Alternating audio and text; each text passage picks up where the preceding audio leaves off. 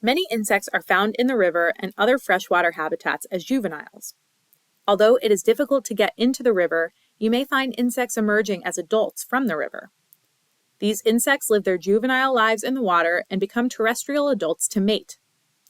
Mayflies, stoneflies, and caddisflies are among the most common aquatic insects and are an important source of food for fish in the river and birds in the forest.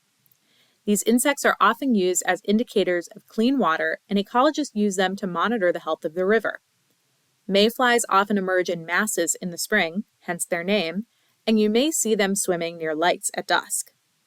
Their main goal as adults is to mate, and they often only live for hours or days as adults.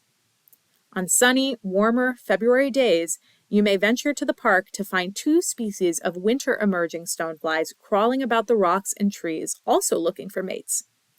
These stoneflies do not fly, even though one species has wings.